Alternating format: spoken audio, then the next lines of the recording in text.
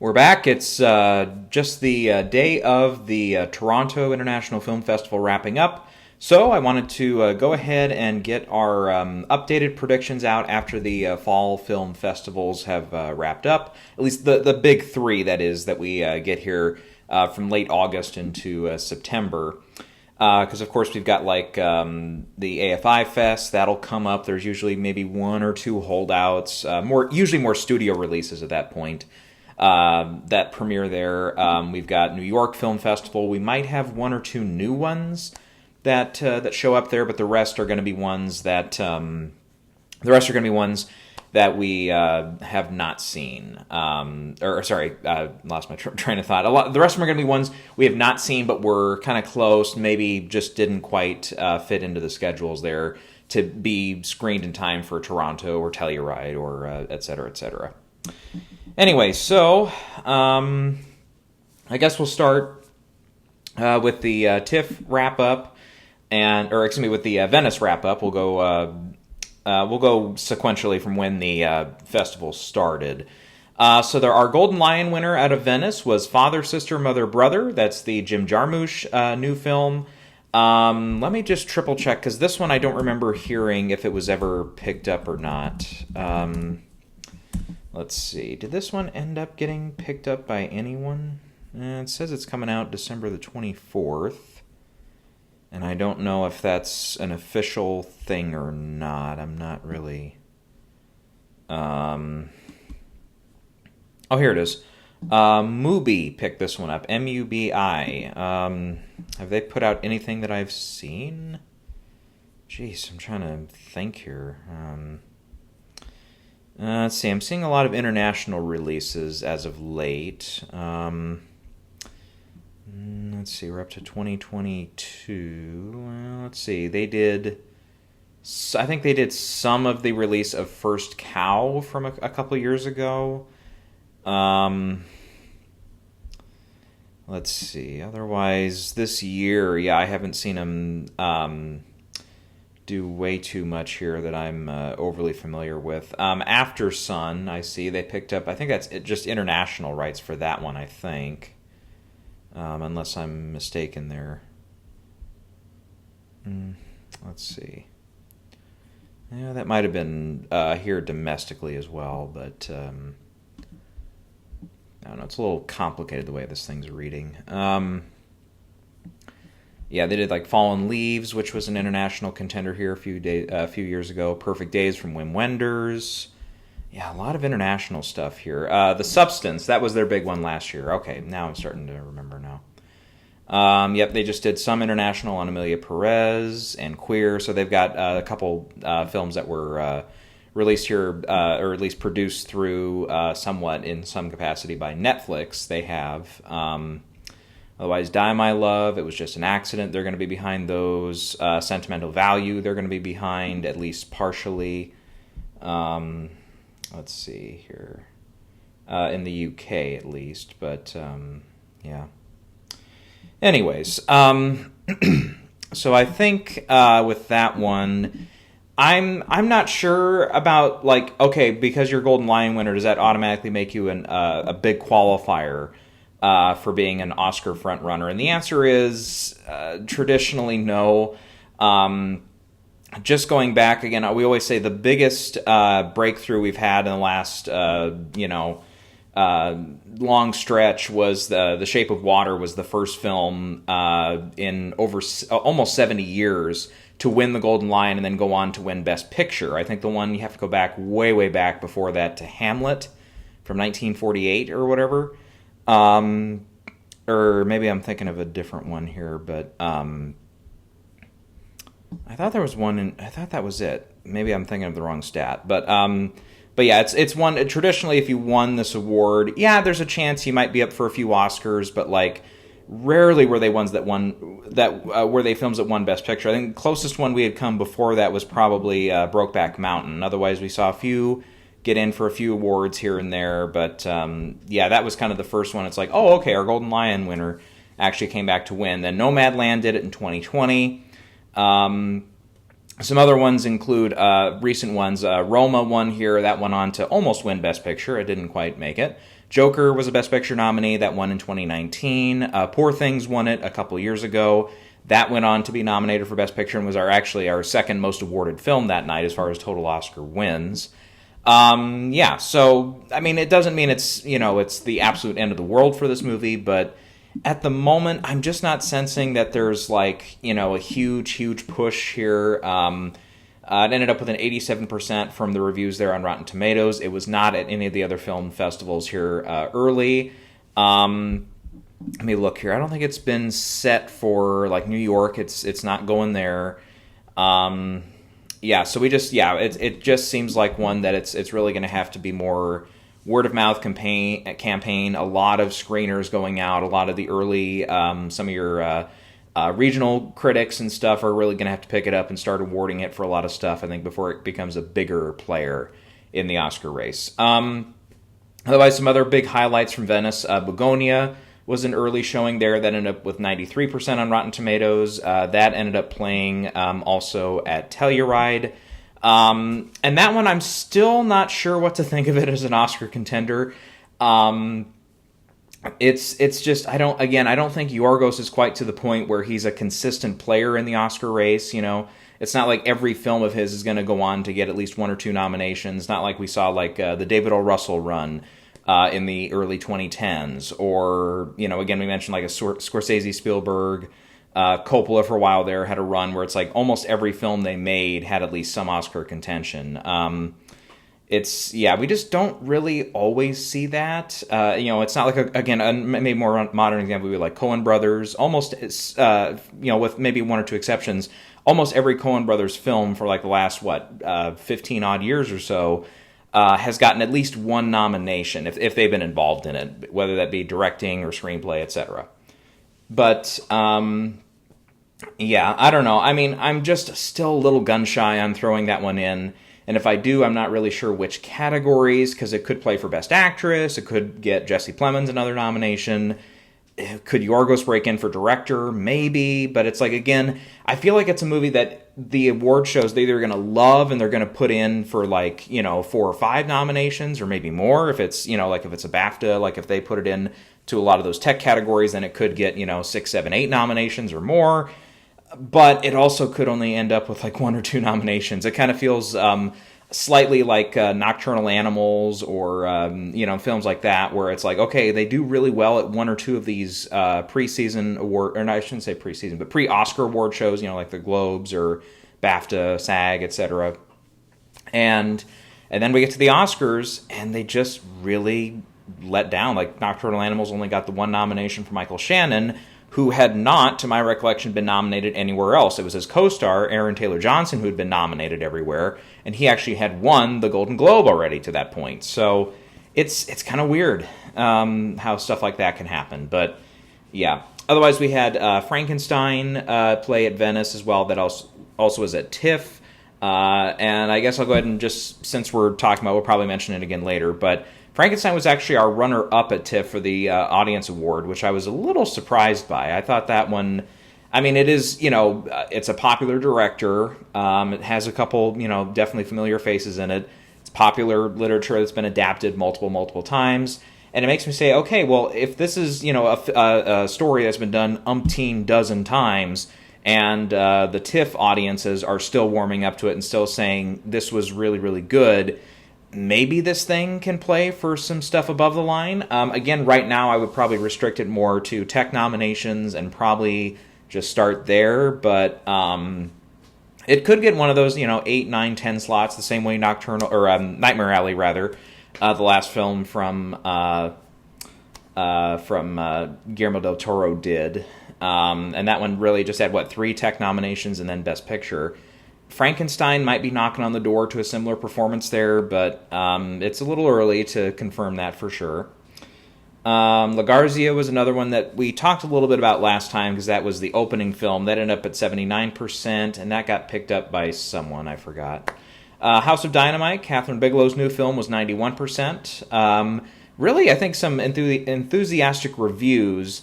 But again, with this one, Netflix, I think they're really going to pour a lot of their money into getting Jim Kelly, another film that was here at Venice and then was also at Telluride. That got 85%, so still really good. I think that's going to be their big player this year. And then maybe Frankenstein. I think they'll try to push that for one or two tech categories. Yeah, I think those are going to be kind of their bigger players this year. Let's see. One that I think keeps creeping up, and I think it's one that I think a few people have started putting in for Best Picture, is No Other Choice. 100% on Rotten Tomatoes. That's off of several screenings, not just Venice, but also at TIFF. And it's had premiered before that, so it's been around for a minute. I think that one has a good shot at landing one of those 8, 9, 10 slots for sure. The Smashing Machine. This is the Dwayne Johnson one, 80% on Rotten Tomatoes on that one. And it's kind of interesting because that one played at Venice. It also played, I believe, at TIFF. Or no, hang on. Wait a minute. Did it only play? Yes, that one was also at TIFF. I was like, I had to remind myself. Did I have that listed only once or twice? But interestingly enough, another film kind of in the same genre at TIFF, which we'll get to a little later. Basically what I've heard is kind of the same common criticism, which is, okay, the performances are good, but the story itself and all this stuff feels a little more traditional, a little more, at times, cliched. I think they use that word more with the other film than they did with this one. But that, to me, signals, okay, this thing has a chance to play for the acting categories, but it's probably not going to be like an overwhelming, like, in for Best Picture, in for Screenplay, in possibly for Director, in for Editing, in for Makeup. And I think Makeup is still definitely on the table here for this film. But other than that, and then again, if it really overperforms, I guess it can get that editing award and then maybe start breaking into some of those above-the-line categories. But I think with this one, Dwayne Johnson, I think if he can get like the SAG nomination would be gigantic for him.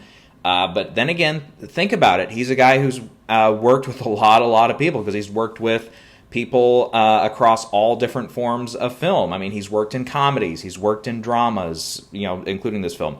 He's worked in a bunch of action movies and everything. Obviously, SAG voters also include television stuff and radio stuff. What has The Rock been doing a lot of with his career? Obviously, he spent a lot of time on television with his previous gig with WWE and everything.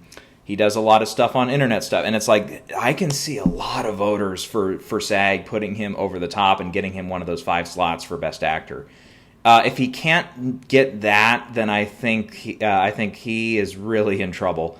But of course, there was a viral thing when he was crying over the standing ovation at Venice. So we'll see. I'm just not. Again, I'm a little gun shy on putting that one into a bunch of categories right now. Testament of Ann Lee was another one, 89%. I felt like the response was kind of muted to this one. I'm not seeing an overwhelming response to it that makes everyone say this is a big player. Wizard of the Kremlin was 43% on Rotten Tomatoes. A lot of, feels like it's made for TV on the reviews for that. One of our bigger early players that I think did have a hard time after its premiere is After the Hunt, the new Luca Guadagnino film. That felt like one that could have played much bigger, could have gotten multiple nominations, but at this rate, 50% on Rotten Tomatoes, split right down the middle. Again, we always say you want to be universally loved or universally hated. If you're universally hated and you've got like 1 or 2 big categories you can play into, and everyone is still behind you, then yes, you can still break in and get the nomination. But, and again, usually that's more like a tech nomination, like a, original song. Famously, some of the movies that have been nominated for that have not always been great movies, but if the song is popular enough or liked enough, then yes, the song can still get in.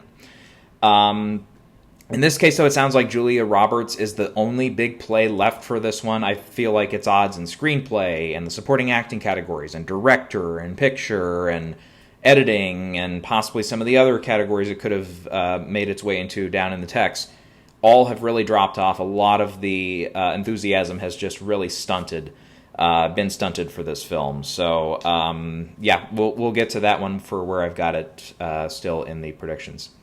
Dead Man's Wire was 100%. This is Gus Van Sant's new film. I didn't read any of the specific reviews on this one. I've been a little busy with some other stuff. But mostly it sounds like, this one probably, again, it's not like a great enough response, like an overwhelming response that, again, puts this one right into the Oscar mix. So that's probably going to be one that could possibly... let me see. Did this one actually get... it did get picked up. Yep. Let me see. I need to remind myself who picked it up. Is it like or no, that's not it.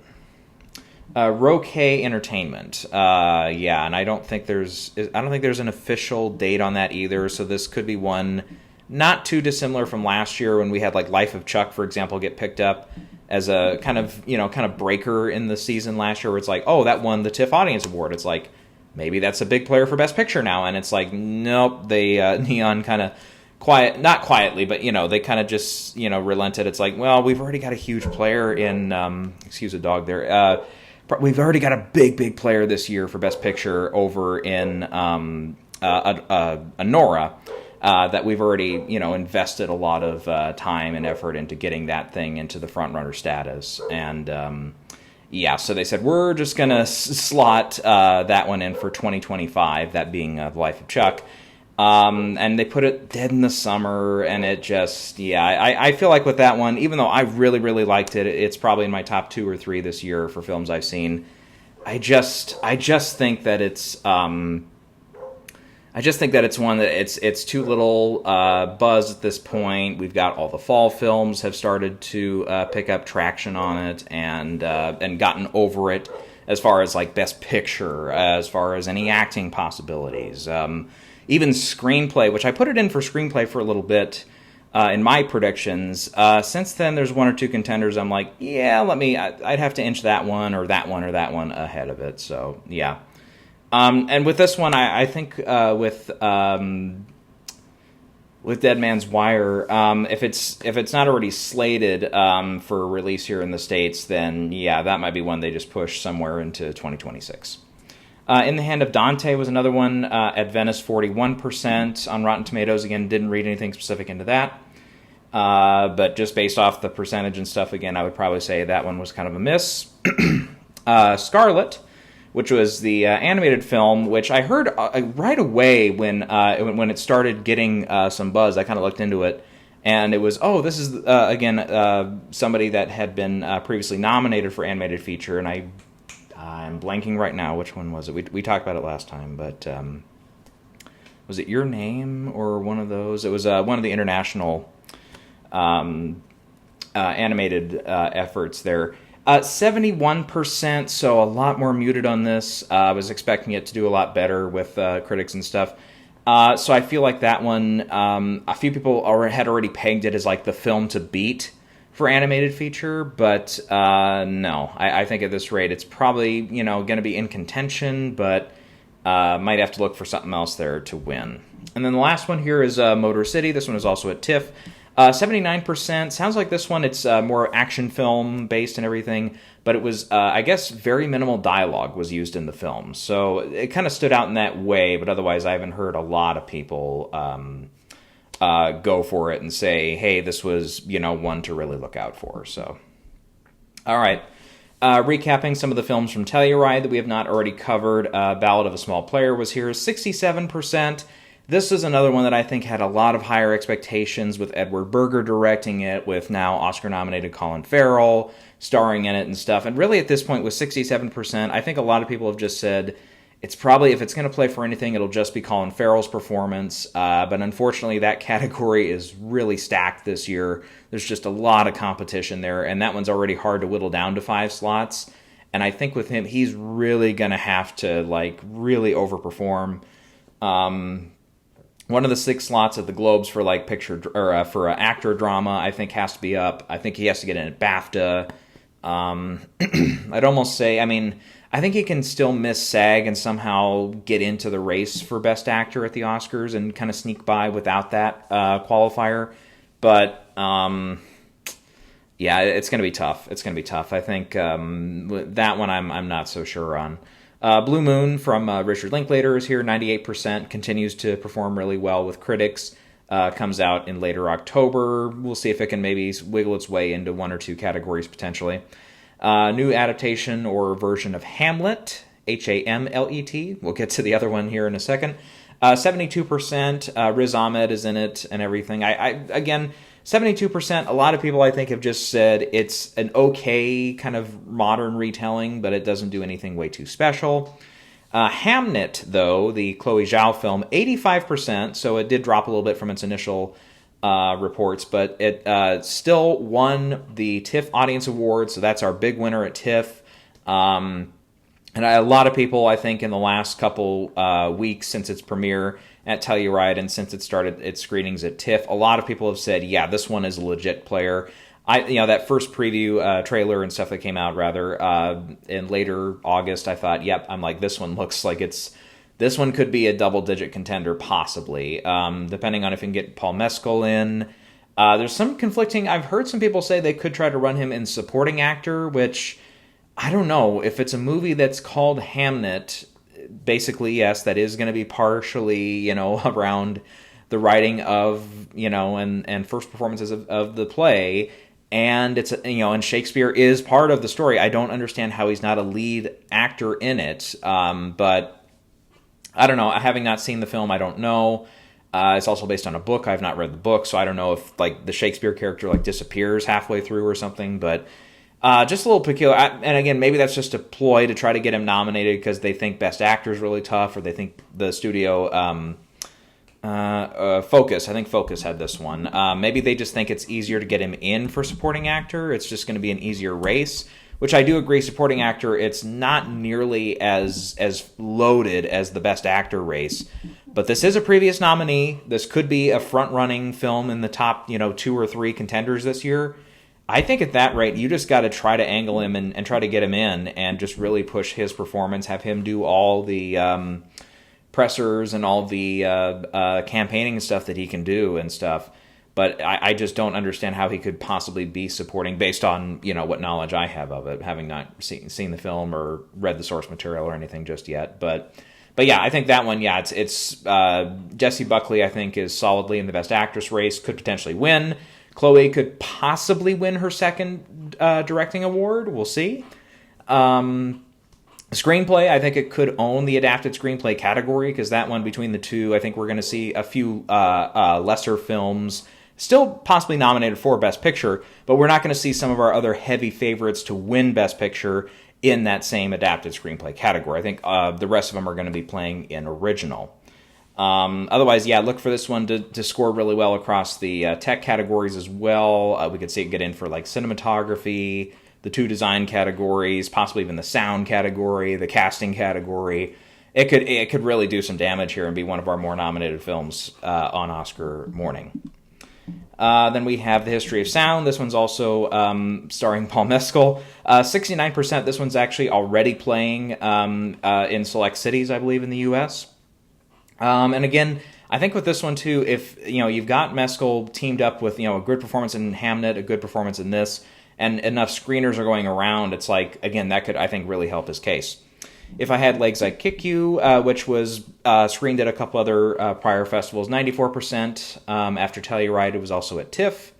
Again, with this one, it's really, again, it's a tough argument because when you have those single nominated films, like in the lead acting categories, those are kind of tough sometimes. Sometimes they break through, like Bill Nighy for Living.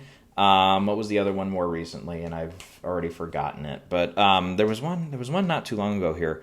But yeah, that one just stuck to my mind immediately for some reason. But it's tricky sometimes when you don't have that support. We always go back to 2018 with The Wife, Glenn Close. That was the sole nomination for the film, even though she was winning a lot of the other categories and stuff leading up to it or being competitive in it. People, I think, the favorite had just been more widely seen, and I think that's why we saw Olivia Colman get the upset win that night.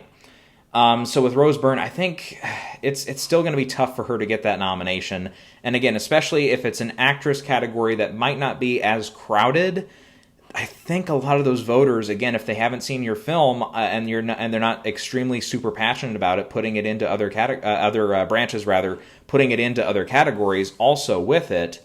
Then yeah, I think if there is an open slot or two, that's traditionally when we see past winners or past nominees getting the benefit of the doubt and getting those spots over some other critical darlings. Like this has, I think, the makings of being a critical darling and everything and all that. Probably winning one or two of those regional awards for Best Actress and so on. But if it's Rose Byrne, who hasn't really done a lot of movies that have been like up for a bunch of Oscars in the past, probably Bridesmaids is probably like her biggest film that a few of the voters have seen and like were voting for back in the day, then yeah, I think that's a really, really tough hill to climb. H is for Hawk was also at Telluride, 71%. Sounds like it was more of viewed as kind of a cute film, but not really like a huge contender. Our Palme d'Or winner, it was Just an Accident. This was at Telluride and at TIFF. And I think this one, again, even though I don't think it's going to be across the board a huge nominee, I still think this one does play for some bigger awards. I think I already put it in. I have it in for picture, director, screenplay, international feature. It'll get in almost for sure. So yeah, it'll get at least those 4 nominations. The Mastermind, 89%. Yeah, sounds like people liked this one, but again, not a bunch of overwhelming love for it. Nouvelle Vague was also here, 89%. I think that one, again, like some of the other Netflix fare this year, it's just a little overcrowded. Netflix is going to want to put a lot more effort into other films. Pilon was 100% off of Telluride. Don't know much about that one. Again, didn't hear an overwhelming, enthusiastic response to that one, even at 100%. Private Life, 74%. I feel like this one's kind of, just kind of there. Sentimental Value, 95%. I think this one, again, has the chance to be in the top, if not second tier of films as far as the number of nominations they get. And could actually play for some of the top categories, potentially winning. Everything seems to be going well for the film. So 95% there. Springsteen, Deliver Me From Nowhere, 93%. A lot of people really, really liked the movie, I think, off of Telluride. With Jeremy Allen White, I think, seemingly in a good spot right now where he's almost definitely going to get in. It's just, can he go all the way to a win? Again, with the Rami Malek comparison, I've heard some already comparing it there. The difference being, okay, Rami, they kind of made him look more like Freddie Mercury, whereas some have complained a little bit, more or less, and maybe complain being lack for a better term here, but some people just saying, look, he just doesn't really look a ton like Springsteen, and which is, it's like, okay, yeah, you'd like to get people to have that likeness to them, so that it, is a little more believable. But at the same time, if the performance is good enough, I think people just forget about that. It's not always about just, getting someone who looks dead on for the part. Because if you're casting that way, and it's not someone who's uber talented who can carry a film, especially a film like this, then it doesn't always work out. But yeah, him, Jeremy Strong got a lot of good reviews as well. So it sounds like both of them have a lot of potential to break into the acting races and get some votes. So 93%. I think very solid reviews on that. And Tuner was our last one, 94%. I didn't hear much else out of that one. So moving on to TIFF, some of the films that played there that we'll talk about. I'll skip around because I mentioned a couple that had gotten, some release, but or have a release planned or something, but they just showed their adulthood. That ended up being 33%. So that one we knew it wasn't going to be an Oscar player anyways. Ray Fiennes' film, not that he's directing it, but he starred in it, The Coral, 58%, so a very muted and kind of mixed response on that one. I didn't think that one was, leveled to be a huge player in the Oscar race, but possibly could have been one that played once, in one or two categories if everything had gone right. But sounds like people are kind of mixed on that one. Let's see here. I still don't know much about this one, Eternity. I think that's the Elizabeth Olsen one with Miles Teller. 85%, so there are people that liked it, but again, that one I just don't see a lot of enthusiasm for. Nuremberg, this one, 56%. The big word I heard about this one is the performances are good. It's Rami Malek, it's Russell Crowe. I'm thinking here, tapping my thumb against the bottom of the thing here. There was one or two other people that they said, it's a decent ensemble cast and everything. Crow in particular, I think, got some really good reviews. But a lot of people said for the rest of the movie, though, this is kind of Oscar baity. It's kind of, has some of the bigger moments, that are kind of there in the script just to kind of be your Oscar-y clip kind of things.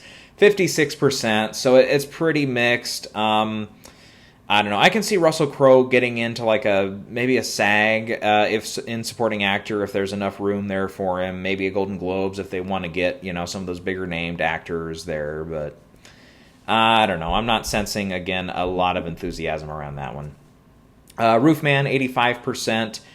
This one sounds like it's more of an audience player. It's not really one that's gonna be a big Oscar player. It might break into one or two categories of the Globes and the comedy musical categories, but otherwise I don't think it's going to be a huge player. But still 85%. Sounds like a lot of people had fun with that one. Let's see. For the next big one I'll talk about, this one did get picked up right before TIFF started by Black Bear, and that's, of course, Christie, the Christy Martin, if I remember correctly, biopic. Not my boxing is not my milieu, so I don't know that world by heart. But this one and The Smashing Machine, I think, are really looped together from some of the responses here, even though they were both, yes, at this same festival, and we had seen Smashing Machine already premiere at Venice and everything, so that had the jump on Christie. Even though Christie, arguably with Sydney Sweeney in the starring role and everything that's happened with her over the summer and all the gossip and all the op-eds and all the backlash to the American Eagle campaign and everything, blah, blah, blah, blah, blah, that you've all probably read and heard about enough. This one did feel like, okay, this one kind of felt like the bigger of the two as far as, like, publicity stuff. Now, as far as, like, who was going in with bigger expectations for an Oscar player, that's The Smashing Machine, definitely, don't get me wrong. But still, 66% for Christie. And again, everything I heard about this was, again, the biopic kind of formula, cliche stuff. It's all here. Nothing special in the writing department. Nothing special in that way. The only thing that is special is the transformative performance of Sydney Sweeney as far as getting her, the physical transformation and possibly some makeup in addition to the physical stuff that she actually did for the film. On top of, I guess, I've heard very grounded, very solid performance. Now, is that going to be enough to break her in? I don't know. I think with her, the biggest thing is going to be the Golden Globes. If she can get one of those drama spots at the Golden Globes for Best Actress, we can see her kind of start from there. She is a popular enough actress. She's worked on TV and stuff, so some of those SAG voters, if there's an open spot there is potential for her to get in there. Critics' Choice gives, 6 or 7 or 8 slots if they feel like it, so there's a chance that she gets one of those slots as well, but I'm just, again, with this one, it's going to come out also at the very beginning of November. If I remember right, there's already a couple other contenders that come out there in early November as well. So that if it's going to be, a platform release and kind of go, 4 theaters to 12 to 20, et cetera, week to week, a lot of other films, I think, are going to be grabbing some more of those attention spots at that point. So, yeah. I don't have a lot of enthusiasm for this one being like a picture nominee and getting across the board support. I think Sweeney is the play, if that one's going to get anything. Let's see, any other ones we haven't mentioned yet? We got a couple left here. Rental Family is one of the other ones, 93%, so very, very solid reviews to great reviews on that one. Let me see here. I think a lot of people just said, yeah, it feels like it's kind of an actor's showcase for some of the supporting actors and for Brendan Fraser. Let's see here. What was the other thing I wanted to... This one I did read a few of the reviews, but I mean, it did sound like a lot of people were like, yeah, it's cute. It's got moments that are, actually pretty good in it and stuff. And everything. A lot of people said it is a funny role, kind of a funny movie. It's definitely going to play in the more musical comedy categories when we come to the Globes. But they said really the acting is like the biggest thing. A couple of people said like, okay, the emotional. It's a movie that does kind of go for the gut punch kind of feel. Which, I mean, that could help. That could be something that maybe the Oscar voters are in the mood for, and sometimes they like putting those movies in. So it could be one that, yes, that does end up with, picture nomination, maybe Best Actor, again, for Brendan Fraser, at least another nomination. I don't know if he's got enough to win again. Possibly breaking in for screenplay, maybe getting in 1 or 2 acting nominations in the supporting roles. and that it's again probably just screenplay and up. It's not going to be one, except maybe the casting award. If the casting award, if they want to go more with like diverse casts, international casts, they want to get lack of a better term, the optics of that right. They don't want just straight casts that are all American casts or especially all white casts.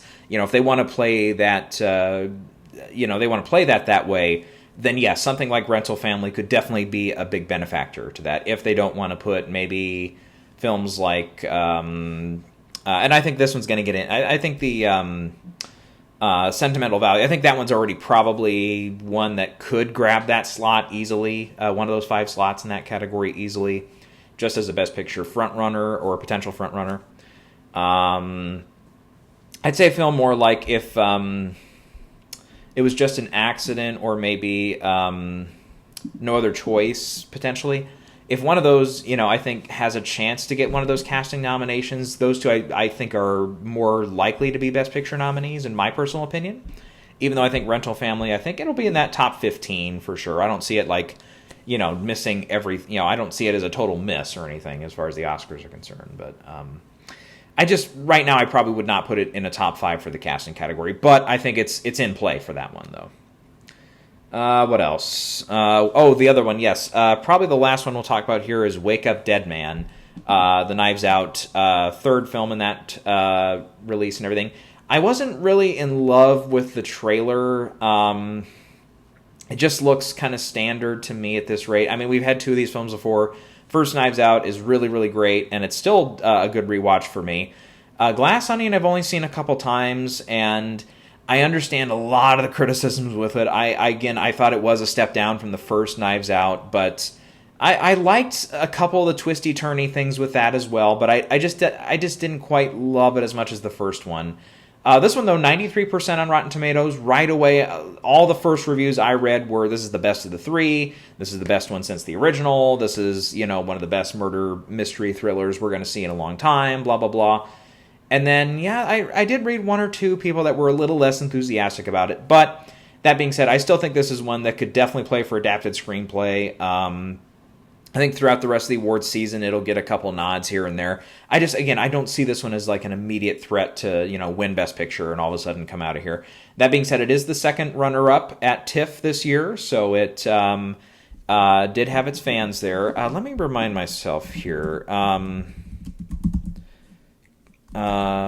on. Let me see if I can find it here, because I pulled up a list earlier here. Trying to remember. Did the first... Okay, it was the second one. That's right. Glass Onion was our second runner-up at TIFF in 2022, excuse me. But I thought the first Knives Out... Wasn't the first Knives Out also at TIFF? I'm looking here. It was. Yeah, because that's weird. Because when I was looking at this thing earlier, I thought I had seen that the first Knives Out had also gotten one of the 3 prizes for the audience award. But nope, it's the second and the third one had a runner-up status of one kind or another for TIFF. Anyways, but so that's just a quick recap on that. So again, Hamnet was our audience award winner this morning at TIFF, with Frankenstein as the first as the runner-up, and then Wake Up Dead Man as the next one. Would be second runner-up or whatever they call it. I get confused on how they word it in the worst possible way, where it's hard to figure that out. But anyways, like we saw in the last few years here, the last 2 years before this, and actually the last 4 years before that, both Belfast and Power of the Dog had audience participation there. Both of those were Best Picture nominees. The Fabelmans and Women Talking were both Best Picture nominees in 2022. American Fiction and The Holdovers were both nominees in 2023. And last year, Emilia Perez and Anora were both nominees in 2024. And that's right, Emilia Perez was indeed the first. It was actually the first runner-up for TIFF last year. So yeah, just saying. Anyways. So that would mean, statistically, that means 2 of these films are getting in for Best Picture. Now, Hamnet, we think, yes, that's almost a guarantee at this point to get in for Best Picture. But does that mean Frankenstein now has a better shot, or does that mean maybe Wake Up Dead Man gets and it would have to be the first of the three films to get a Best Picture nomination? And yeah, my thinking is I would probably lean more toward Frankenstein. But anyways, that being said, I don't think I've made way too many changes here for Best Picture and everything since the wrap up of the Fall Film Festival here. Sinners is still my number one. Oops, this did not save. Sorry. I tried to update this before I saved it, before I came back here, but it did not save. Hamnet, I've moved up. I had that one like fourth. I've moved that up to number 2. I still think that one, it's a costume drama, a little bit, sort of, kind of. So I think there will be a chance that we see, okay, Anora is one of our more, fresher Best Picture winners in a while. It's kind of reminiscent of stuff like Moonlight winning, as far as stuff that we don't traditionally always see winning Best Picture. And then we see films like Oppenheimer, which is your biopic film and everything, historical setting and everything, that did win Best Picture a couple of years ago. So the Academy does, and even though yes, there's a lot of other factors with that, I think this is an Academy that can they can go with both, which is why I think something like Hamnet, I think, does have a chance to overtake something like Sinners or Sentimental Value or some of these other ones, and could walk away with a Best Picture win. It's just going to be what kind of mood the Academy's in. Third place, I have Wicked for Good. Fourth place, Sentimental Value. Fifth place, One Battle After Another. There have been some industry screenings for that one, but no official reviews, at least not as of the recording of this video. But everyone, again, I'm always a little shaky on some of those industry screenings, specifically the ones that are meant for your kind of more, for lack of a better term, influencer crowds. The ones that are the ones who are really there just to say a good word about the movie. Otherwise, the studio is going to put them on a list and say, okay, you're not coming to the next premiere, et cetera, et cetera. But yeah, that one, I still have hopes for that one, even though it will be an early release here, coming up here in a couple weeks in later September when it comes out theatrically. But some of those early ones do work out. Other ones, you just have to wait till October or November before people remember it. Jay Kelly is in 6th, then Springsteen in 7th, Avatar, Fire and Ash I have in 8th place. It Was Just an Accident in 9th, and No Other Choice I have in 10th place for Best Picture. In the directing race, Joachim Trier is still my, or Joachim, I forget how you pronounce, I've heard both pronunciations on that one. I have him as my placeholder still for Best Director, then Ryan Coogler, Chloe Zhao in a close third. All three of those directors I can see walking away with the prize. And then Paul Thomas Anderson in 4th, and Jafar Panahi for It Was Just an Accident in 5th. Next up is the acting races. Best Actor. My 5, I think, still are Jeremy Allen White for Springsteen, Timothée Chalamet for Marty Supreme, Michael B. Jordan for Sinners, George Clooney for Jay Kelly, and Daniel Day-Lewis for Anemone. And I think, again, that's going to be it. But again, we've got a lot of other possibilities in that category, so that one will probably shift once or twice. Best Actress, Renee Renvie is still my early frontrunner there, but Jessie Buckley is right behind her. I probably will end up switching that at some point here in the next few weeks. Cynthia Erivo for Wicked for Good, Julia Roberts in there for After the Hunt still, and then Jennifer Lawrence for Die My Love. I'm close to pulling Julia Roberts. That could be a spot where I put in maybe Emma Stone for Begonia. I could see her. After that, it's like, again, I'm very shaky on putting Rose Byrne in. I think she could still make it, but I'm still a little unsure on her. I don't want to pull the string yet on like a Sydney Sweeney getting in. Emily Blunt, by the way, for Smashing Machine, also got good reviews and everything, but that's another one I've heard some crosstalk on. They could try to angle her, A24 that is, for supporting actress. They might want to put her in that category over Best Actress. That one, though, again, I didn't hear specifically in any of the specific reviews yet that I've heard a lot of, I haven't heard like a lot of people say, oh, if she's Best Actress, it's category fraud. She is truly more of a supporting role. I've not quite heard that word yet, but it wouldn't totally shock me. Would not totally shock me if that ends up being more of the reason for campaigning her also in supporting actress. Then in the supporting actor race, I have Stellan Skarsgård still as my frontrunner. Then Jeremy Strong for Springsteen. Skarsgård, of course, for Sentimental Value. Adam Sandler for Jay Kelly, I have in third. Then Delroy Lindo and Miles Canton, both for Sinners, in fourth and fifth. Supporting actress, again, we're going Elle Fanning early out for Sentimental Value. Ariana Grande for Wicked. Inga Ib's daughter Lilenas. Someone will correct me, I'm sure, on the pronunciation of that later on, for Sentimental Value. Unami Masku for Sinners. And Laura Dern for Jay Kelly are my 5 for now.